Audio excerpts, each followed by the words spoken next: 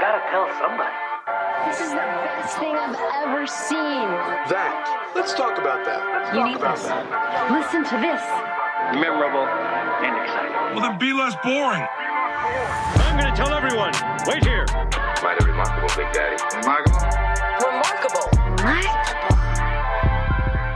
Welcome to Remarkable, a podcast for B2B marketers that deconstructs the most iconic moments in film, television, pop culture, and advertising for a single purpose: to give you, the B2B marketer, the same storytelling techniques that the pros use. In each episode, you will learn techniques from Hollywood, Pixar, Marvel, and beyond, from Spielberg's hands to yours, bringing remarkable content ideas to you every single week. I'm Ian Faison, CEO of Caspian Studios. This is Remarkable. And this week, we're talking about B2B marketing lessons from Survivor with the help of our special guest, founder of Distribution First, Justin Simon.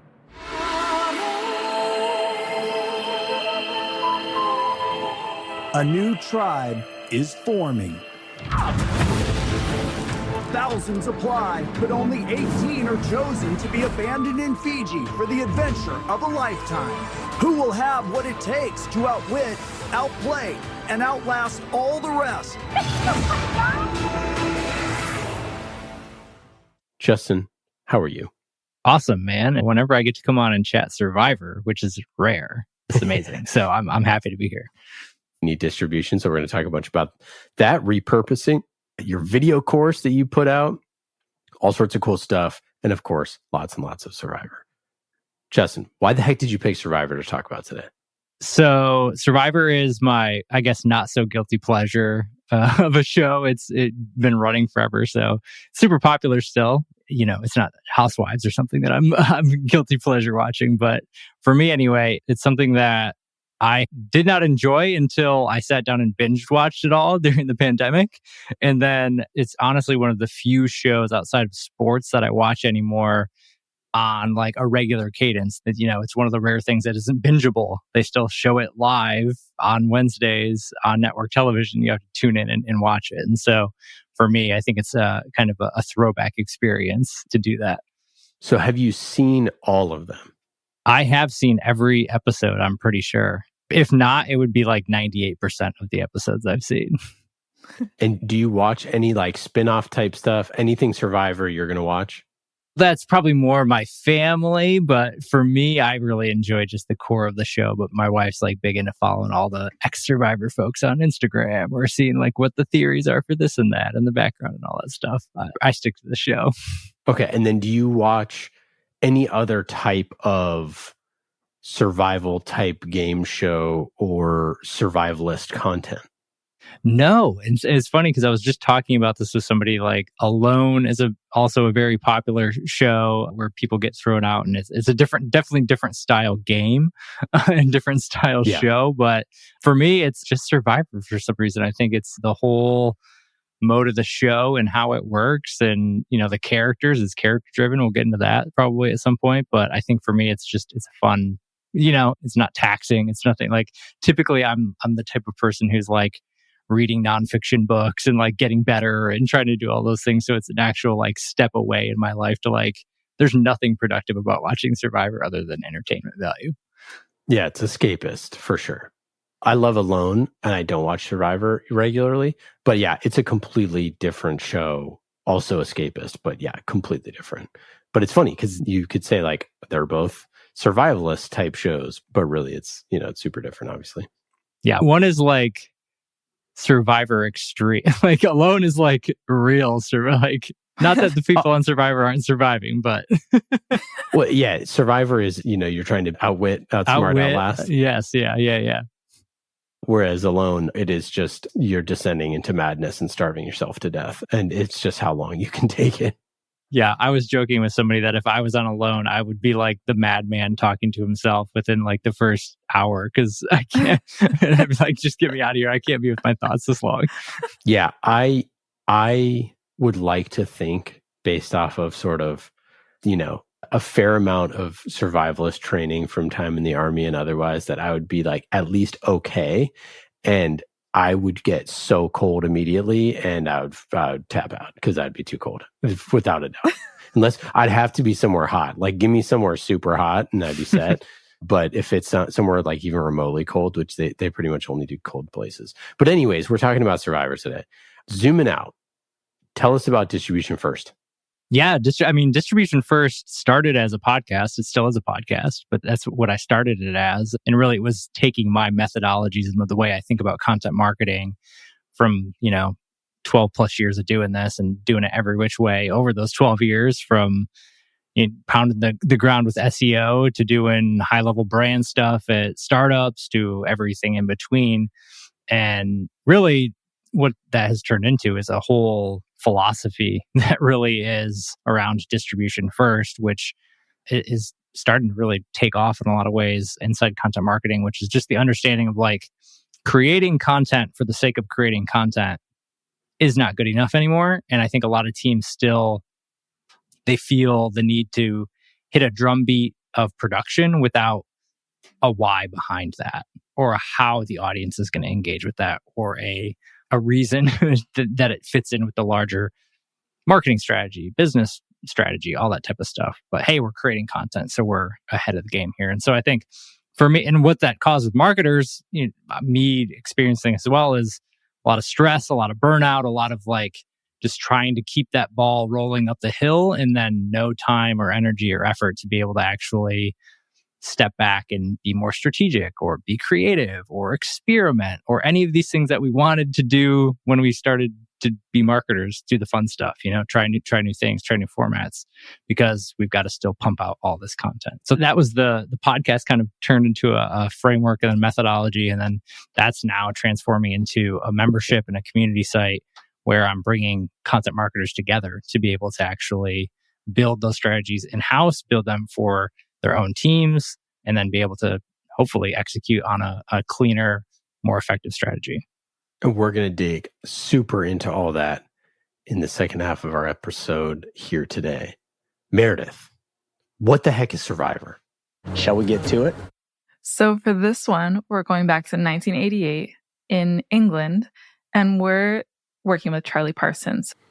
That is Meredith O'Neill, our amazing producer extraordinaire. So Charlie Parsons is this British TV producer. Indeed, that's me. And at the time he was working on this UK show called Network 7. That was sort of a channel within a channel, really geared towards teens who are kind of like looking at normal TV and being like, this is boring. And so it was supposed to be this like edgy music and news show. And they had to come up with segments for it. And so while brainstorming different segments, one of the researchers, this guy named Murray Boland, suggested, let's put a bunch of celebrities on an island and film them. It came out of the idea of putting together a mixture of fact, a mixture of game, and the sort of story of a soap opera and drama. Trying to make there be, for instance, a cliffhanger every week, trying to make there be a real structure to what would normally be the documentary that I'd earlier filmed. And that's how it came about. Charlie Parsons fell in love with this idea. And they actually did convince the Network 7 team to actually fly a bunch of minor celebrities to an island in the Indian Ocean. But according to Variety, the segment went largely unnoticed. So not a great reception, if any at all. So that idea sort of stayed with me for a bit. His idea, though, was instead of being a one-off, it had to be a long-running show to be successful. And I wrote serialized content for the win, because I know that's what we're all about. But he said, I did get big interest from Granada, but ITV didn't want to run it as a 13-episode series. I refused to do that, which in hindsight was super brave of me. So this is him standing up. He's like, this is what it needs to be, with absolute conviction, turning down this big, network, which is brave. So then finally 1997, which I have to put in context, is nearly 10 years later, right? So it takes a while for this to even get picked up as an idea in the first place. It was a Swedish broadcaster called SVT that ended up taking the show on, but they called it Expedition Robinson, which I thought was kind of hilarious. And they spent £2 million at the time on the show, and it was the most expensive commission in the history of Swedish TV. But by the end of the season, it ended up being their most popular, and they also had other countries looking to make their own spin-offs. So they knew they had something. But Parsons was still I want this to be a US show. So he made this connection in Hollywood, this TV producer named Mark Burnett. And The legendary Mark Burnett. Yeah. And he was able to convince CBS to pick up the show, which at the time, he was like, this is good for CBS because CBS was actually like not doing well at the time. It ended up being like something that kind of was like a saving grace for them. So Charlie Parsons said that Burnett was crucial to the process, obviously, not just because he connected him with CBS, but because of his filming style. So he really brought his own like exciting style to the show. And the US series ended up premiering in 2000. So it's been out there for a long time at this point. So this one TV executive from the parent company of Charlie Parsons' company, Castaway, this guy, Lucas Green, so that's a long intro, said that the reason that the show has become so popular is that it has this sort of like winning formula. And that is, it's full of jeopardy and human drama. Is that part of the problem? That you can't beat him and it frustrates you? It's fueled by a diverse cast. And it's always set in a tropical paradise, synonymous with the show, is what he said. So it's got like all of these like really appealing things that really draw people in. I was just watching the first episode of season 46, I think it is. And it's like draws you in immediately. These people are thrown together. They're strong personalities. In real life, people think I'm a nut. But out here, I'm about to kill it. There are people who dress in interesting ways. And they're immediately thrown into like these high stakes like challenges that they have to go through, and they're covered in mud immediately. And then, you know, they're off to the races. And so it happens really fast. The pacing is really important.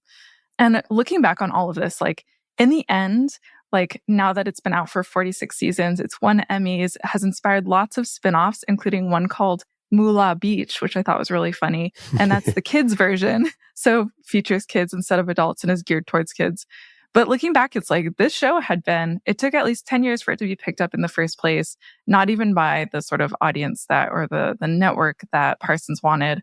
It had been rejected by the BBC, ITV, and Channel 4. And then I wrote suckers. And it's like, it's become this like huge show that's been going on for so long. But the things that I was thinking that like they do really well is that they had this sort of mastermind, Charlie Parsons, who had pure conviction that the content just needed to exist, which is something that we've talked about on Remarkable before. So basically, like, if you believe the content should exist, make it. The second thing I took away was like serialized content is way better than one-offs, and it may take time for it to take off. Diversity is super important in the people that are featured in your content. I'm going to be the very first Persian winner of Survivor because, honey, it is long overdue.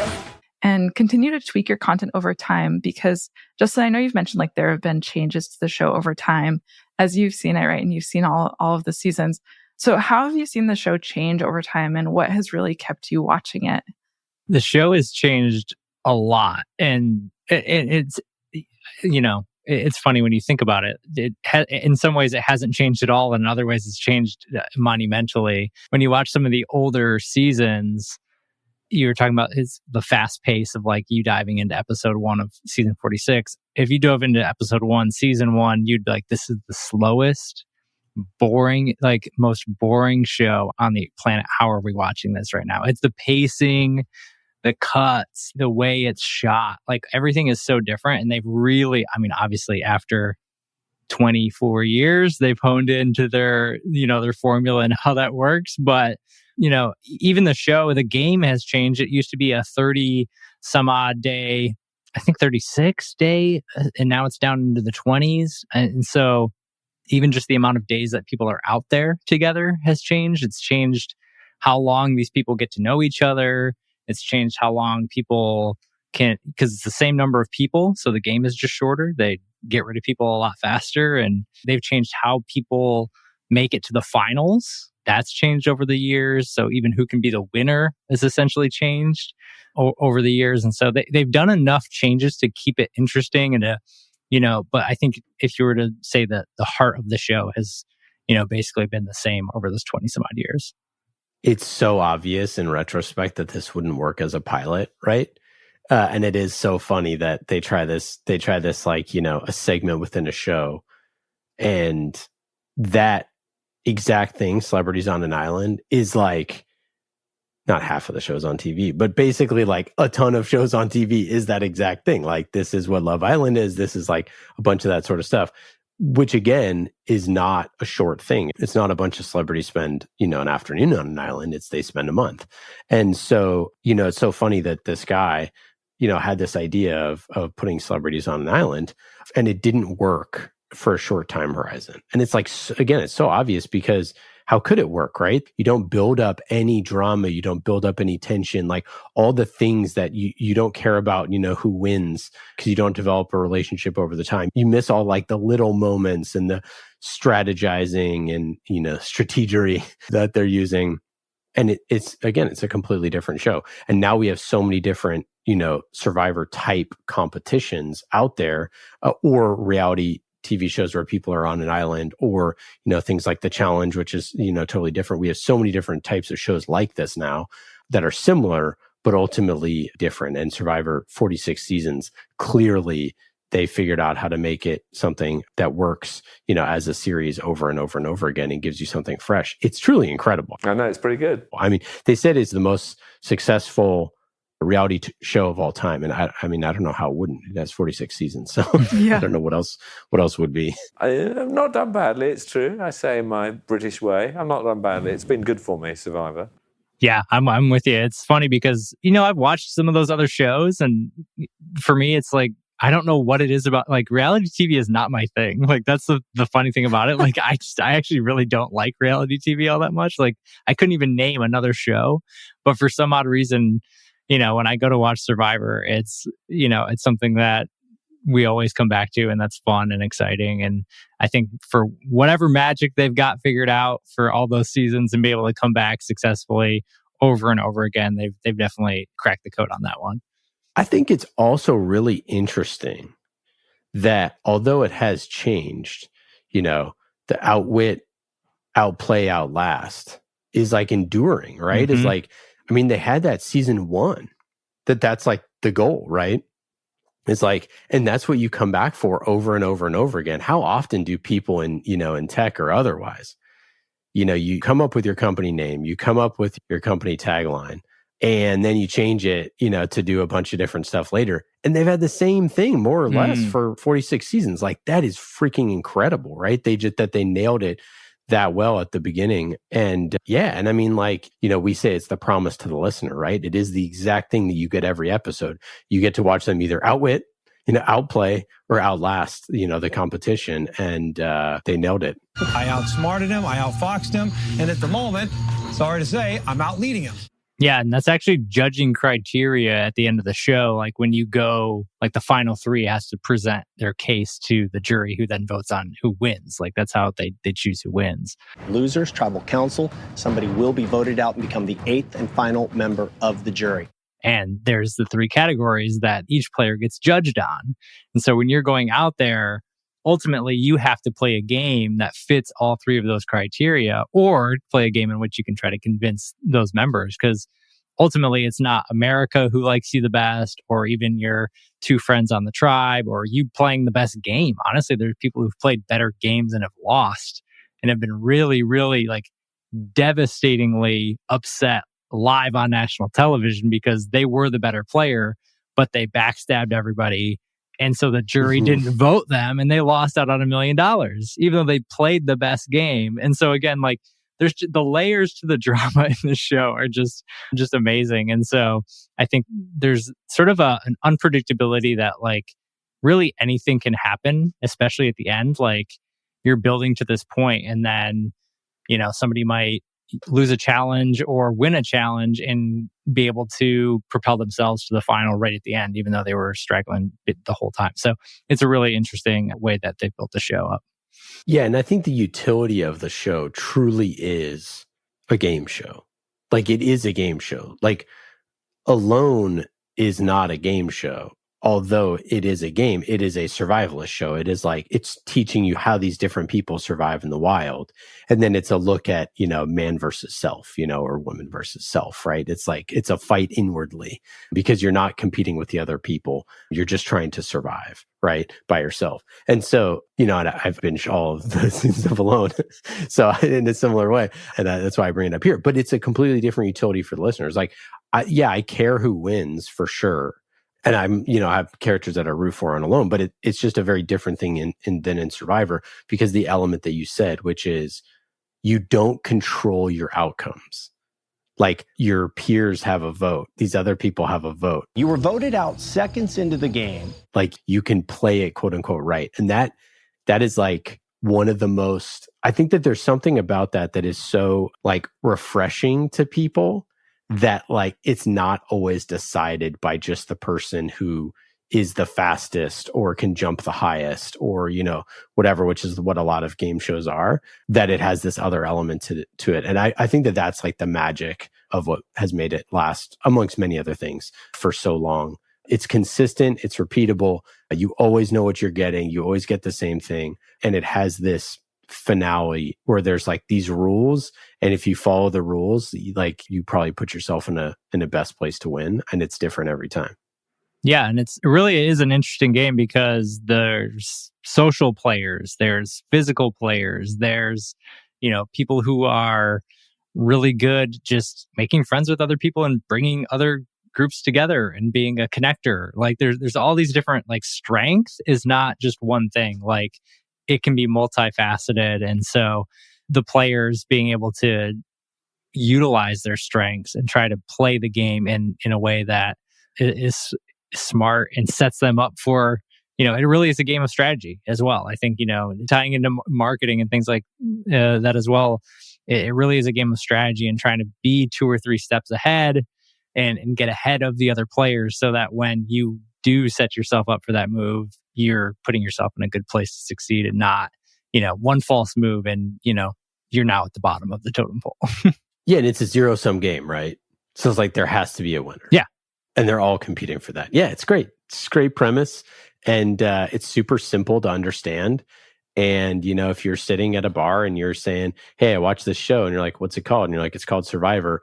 They send a bunch of people to an island, and, whoever makes it to as the final one is the one who wins $1 million. It's pretty darn simple to explain.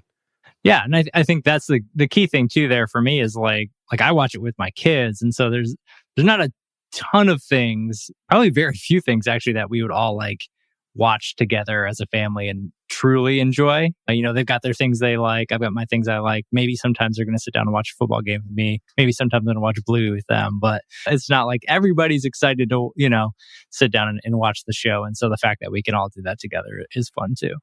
Little 4-quadrant TV show action. Absolutely. Who doesn't like that? And you can't share winnings.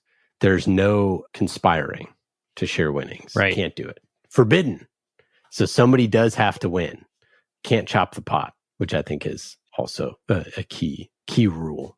All right. What are some marketing takeaways from Survivor? One of them, one of the biggest ones for me that you kind of mentioned was along the idea of just longevity and even repetition. So they've got this core to the show that has stayed true, and they really understand the why behind what they're doing, right? Why does this show exist?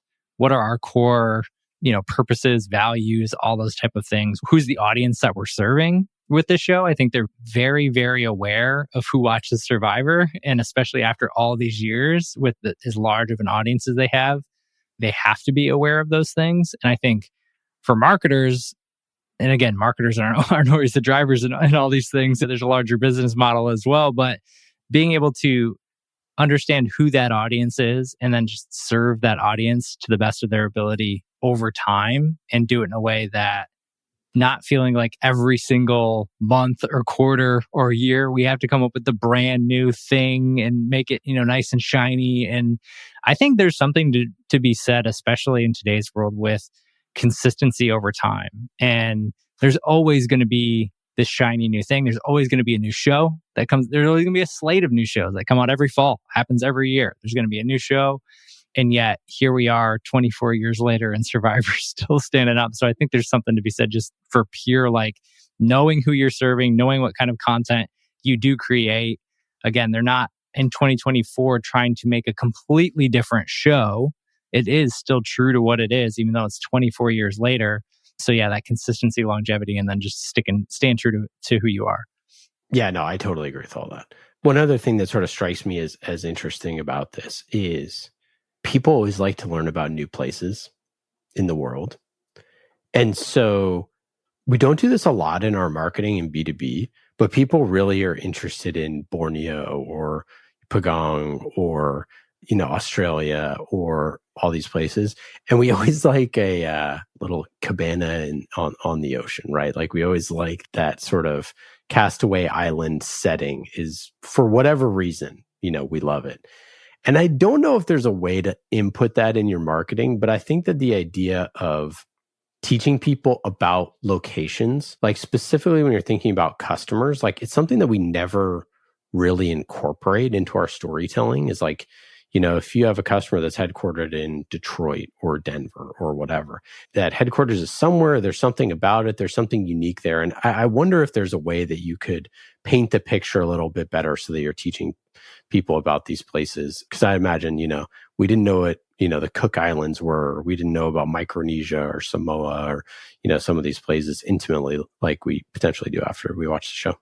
I think it's interesting too, because I think there's something with that is it's not just any old place. They're not thrown in typically. And now they actually don't even change. Like for the last, I don't even know how many years, it's Fiji. They're in Fiji all the time.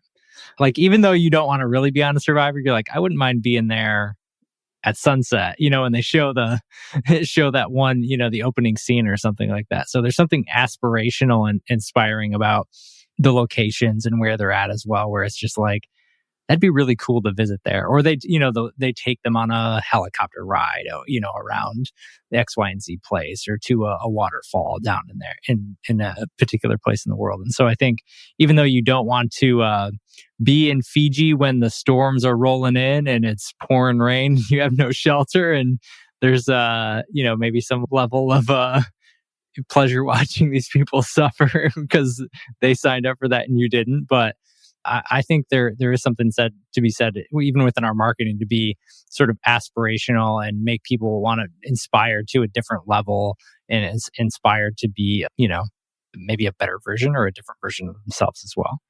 I wonder if Fiji pays for that, for the placement, or at least gives them some sort of discount or something that why they would go back there, right? I think it's probably multiple. I think Fiji does do some things for them, and I'm pretty sure Jeff Probst lives there. So, oh, nice. I think it's a twofer in that case.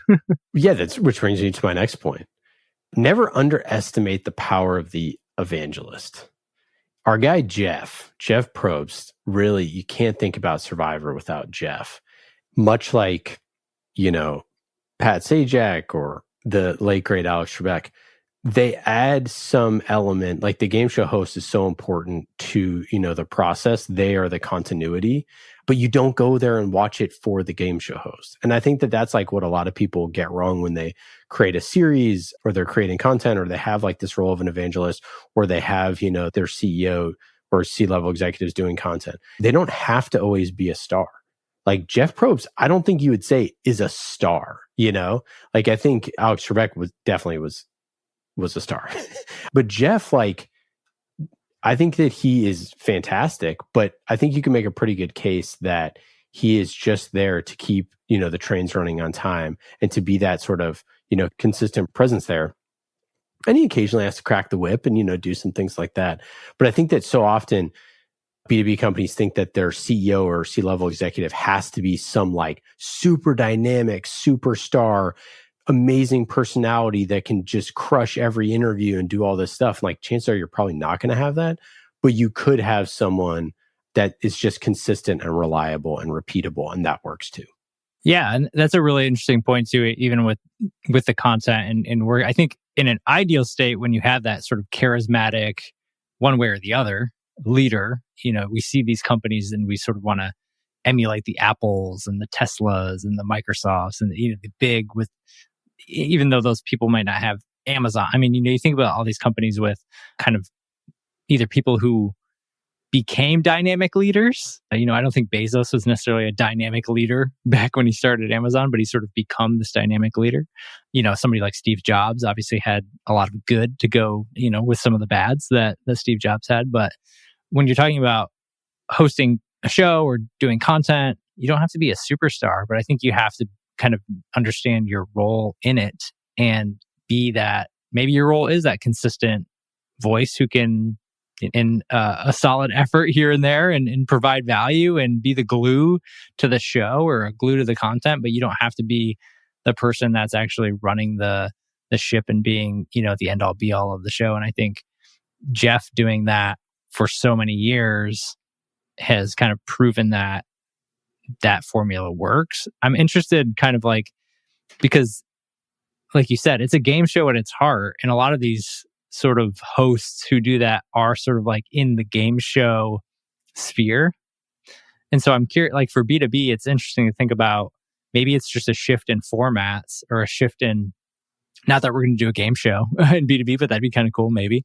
But now you've got me thinking what would be an interesting format where we could put a CEO in the role of host that isn't just interviewing people, because I think that's the default. It's we'll make them Seth Meyers, we'll make them Jimmy Fallon, and now they're the late night host, and that's where we pigeonhole them.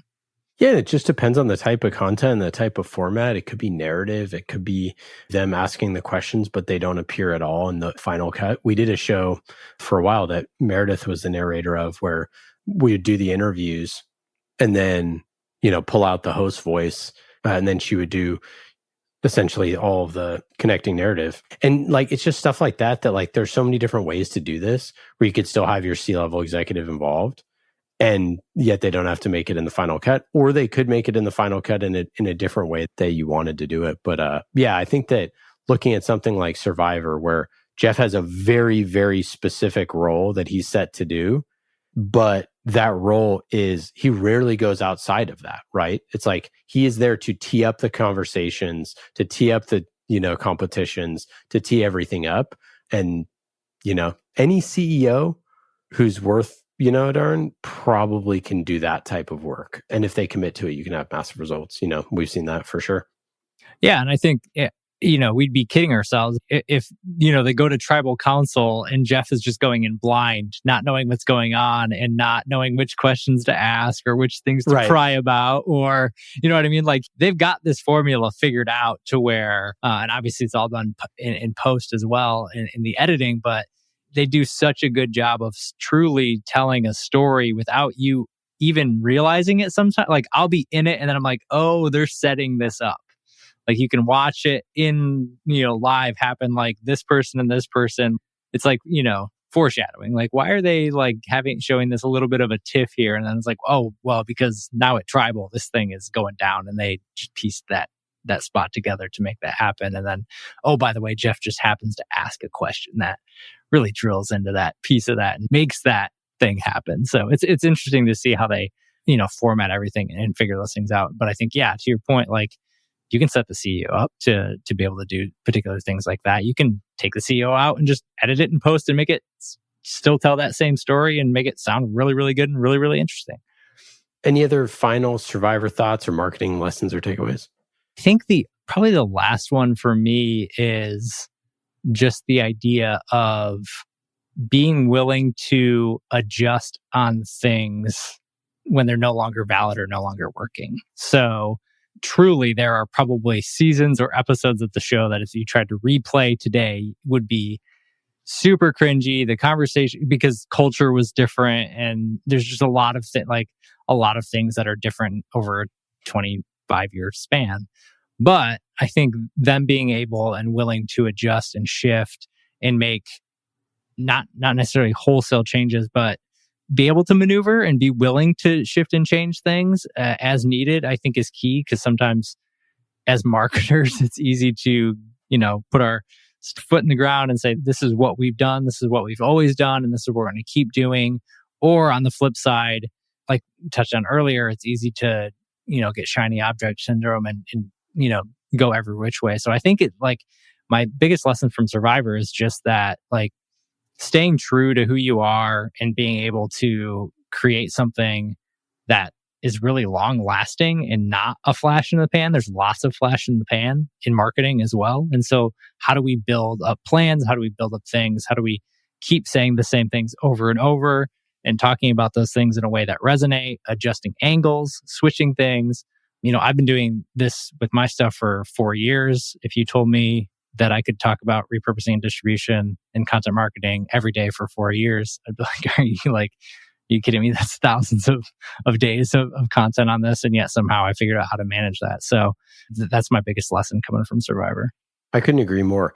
I think that one of the biggest mistakes that people make is they're trying to make a show and you say, okay, let's do a pilot for 10 episodes. And then someone will say, well, our CFO really, we can't commit to 10. Maybe, do you think we should start with 6 or maybe like 4?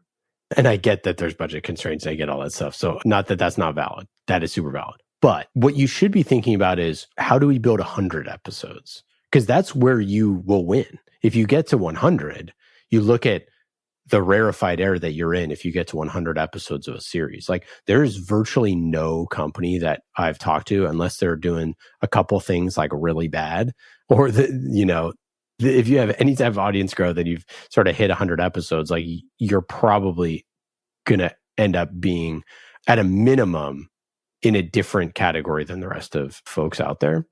And when people say like, okay, I want to do 6 episodes or I want to do 4 or whatever, that's all we can do. You're like, well, then this isn't going to be a show. That's not what a show is. You could do a mini series. You could do something, and then you need to go back to the drawing board and rethink exactly what you're doing, because a mini series has a beginning, middle, and an end. It has a thing that you're trying to do. So it's something completely different. You could do that. And then you could say, hey, let's make a mini series, and then let's launch your show after the mini series saying, hey, this was popular. We want to continue this going in a more episodic format. But so many people, they can't get past the pilot, and shows just don't work like that. How many people caught the episode 4 of a show, and then you just like happen to get no, you don't do that. You come in at, season 5, and then you go, oh, I'm going to binge all the back stuff. Or you come into a show at, episode 217. Yeah, I'm not going to go listen to 200, episodes of this show. I just want the most recent stuff. And probably that interviewer is way better, and probably the show is more streamlined, and probably they've learned a lot of lessons from that, and it's better than it was then. And so, there's no right answer there, but I think I've never seen a show where they just stop after like 6 episodes and then like see how it worked, end up being successful. It's like way too hard to do that for B2B companies, because ultimately, like, nobody really cares what you have to say. If you close up shop, you didn't make another piece of content for the next 10 years, nobody would be upset about it, because the expectation is just not set there that you need to do that. Like, there are business objectives and audience objectives that you're striving to meet, but you launching new stuff is not a requirement for like the rest of the world, right? It's like you need to break out. And to do that, you need distribution. Well, it's funny. Yeah. And like with a 6 episode series, I mean, that's setting yourself up to fail. And I mean, in that way, right? Like saying, take the mini series side of it out and things like that. But to say we're going to do, we'll try 6. If you're just going to try 6, you're probably also not going to put much effort around repurposing, the distribution, the marketing of the content that you're creating, because even though you totally should, it's going to make those 6 episodes even better.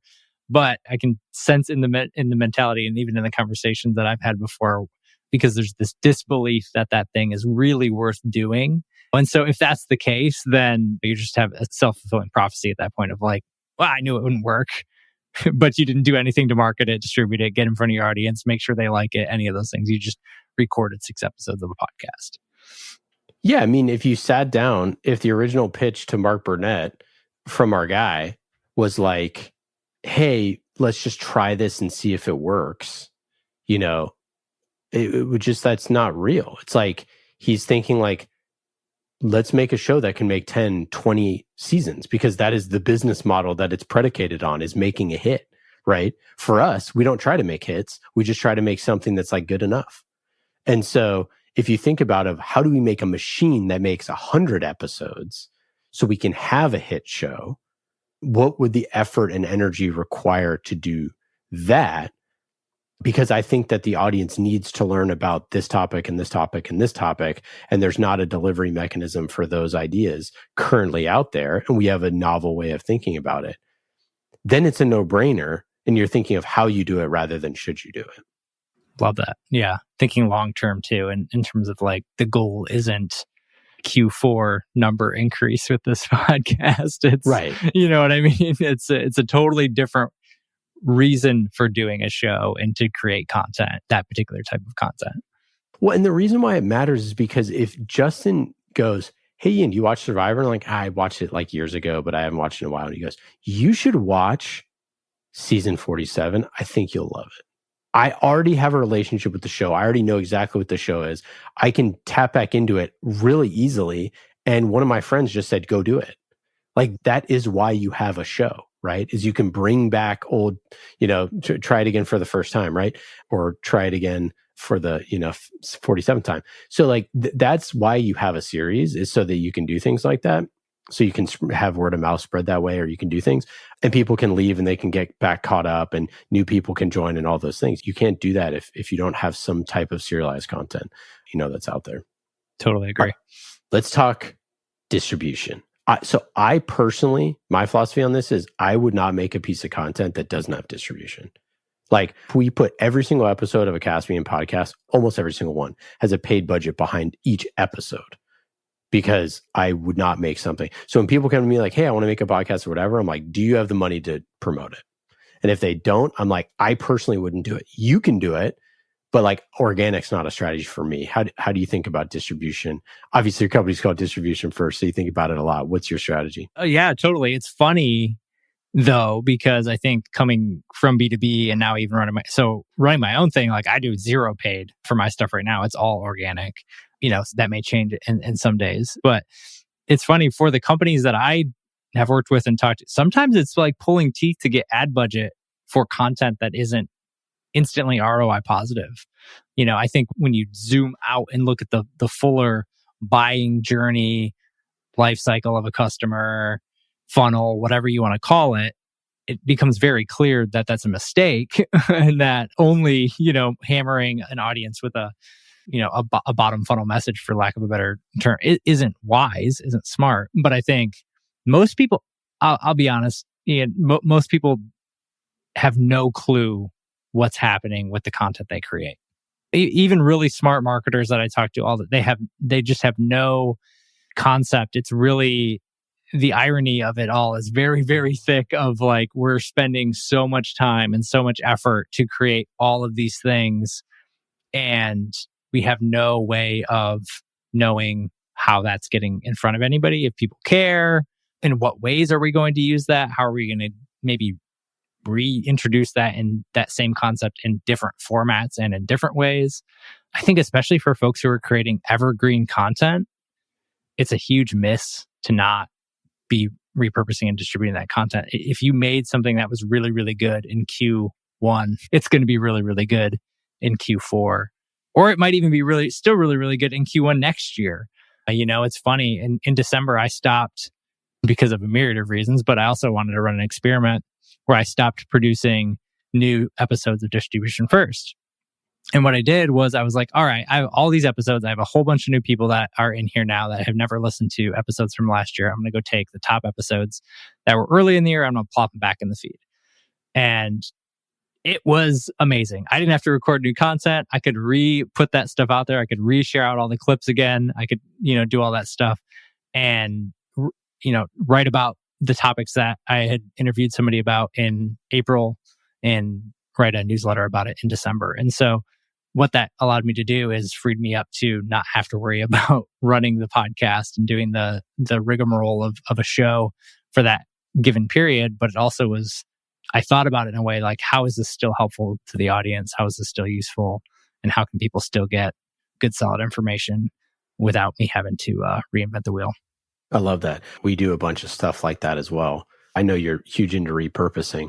I think that, one of the biggest things that we try to teach people when we're building a show is make sure that you have a segment that is a standalone clip creator, right? So like one of the ones that we use all the time is in Pipeline Visionaries. We have a segment that's called basically for uncuttable budget items. And then we make a supercut of all the CMO's uncuttable budget items. We make it into a blog post and we make it into, short video clips. And we have not done a good enough job at this at all of getting it out there. But we do these supercut episodes where we put everybody's uncuttable items for the last 10 or so, 12 episodes. And then we put it into one episode so that people can listen to that on the feed. And we've got great feedback from that. And even for me, who did the interviews, and I go back and listen to those uncuttable budget items, and it's so helpful for me. But that's the whole reason the show exists, is to figure out how people are spending their money and how they're not spending their money. And you need the context for the entire show, to understand why someone would spend their money that way, if they're an SMB versus enterprise versus whatever. But to have those all in one place is super helpful. And I just think that there's so many things like that you can do, that people are not sort of like taking things to the extra mile. And that's what we say all the time here at Caspian, is like, there's no traffic on the extra mile. If you go the extra mile with your marketing, with your content, with your customers, your competitors aren't going to do that. They're really not. No. And I think the thing with that too is, it's funny because inevitably, even for myself, it's like, I'm not doing a good enough job. There's always more you can do. You know what I mean? I talk a lot about like squeezing all the juice out of the orange or whatever, but like, there's always more you can do. There's like, I've got like 3 or 4 ideas sitting in the back of my head from these podcasts I did last year. I'm like, I need to like combine all these into this thing. I need to combine all these, and they're sitting there, and eventually they will happen. But the truth of the matter is that they won't happen unless I write them down and get a plan to take action on them. And so I think that's the key too for a lot of these repurposing efforts, distribution efforts. The reason why I called the formula and the podcast and everything distribution first is because the idea is, in a typical marketing content landscape, distribution gets tacked on at the end. Like, all right, we've got the thing. Now what do we do? Oh, who's got what, versus throwing it at the beginning, distribution first, and thinking through, all right, as we're creating this podcast, as we're creating this monthly event series, what's going to happen once the show goes live? I just did this with a company the other day, and we literally mapped out a 6-week before and a 4-week after of their monthly event and what needs to happen, and, placed it all out and lined it up to where now they've got a plan for after that event goes live. Here are the blogs that are coming off of it. Here are the LinkedIn clips that are going to come off of it. Here's what we're going to do on YouTube, and be able to recycle that every single month. So now they're creating a real engine that they can just kind of repeat and reuse and then adjust as necessary, versus like, we did this event. Here's the recording. Let's move on to the next event. All right, Justin, any final thoughts here on repurposing, on content marketing, ROI of content, any other stuff you got for us? I think the final thing, if we were just kind of wrapping on it, is just how necessary it is to have a plan for what you're going to do. I think the more people understand, just what distribution channels they have available to them, like you don't have to do all of them. So pick 1 or 2 that you're really going to hammer in on and get really good at those, and make sure your audience is aware that you exist on those channels. It goes back to consistency. So be able to consistently deliver value to the audience on those places. And then I think the other big thing is just having that plan set in place to where that you can fill your distribution channels up with any given amount of content. So if you're sending 2 emails a week, if you are creating LinkedIn content, if you're doing YouTube, how much content do you actually need? And then reverse engineering back to that. Because I think a lot of people get themselves stuck on a hamster wheel of creating content because they don't actually know how much content they need. Justin, wonderful chatting with you. For our listeners, go check out Distribution First. He obviously has a fantastic newsletter for content you can go check out there as well. Justin, any final thoughts? Anything to plug? I'd say the final thing is, if you're interested, obviously you can come check out the membership. That's going to be ramping up here in Q2. But if you're just looking to try to get started repurposing content and want a little bit of a method to be able to do that, that's free. I have a free guide where it literally walks through my entire blog remix method, and you can get that at justinsimon.co/remix. It's free. You can check it out. It walks through, gives you a template to be able to take blog content, turn it into social content in like less than 60 minutes. So, Justin, fantastic. We will talk to you soon. Awesome. Thanks, everybody. Well, that's it for today. I hope you got some good ideas for your B2B content. Thank you for listening to Remarkable. I'm Ian Faison, CEO of Caspian Studios. Remarkable is created by the team at Caspian Studios, B2B podcast as a service. Caspian also creates fiction series for B2B companies, so if you want a business thriller, you can learn more at caspianstudios.com. Hollywood-style storytelling for B2B. And in today's episode, you heard from myself, Ian Faison, and Meredith O'Neill, senior producer here at Caspian Studios. Remarkable was produced this week by Meredith O'Neill, mixed by Scott Goodrich, and our theme song is Solomon by Falak. Be remarkable and rise above the noise.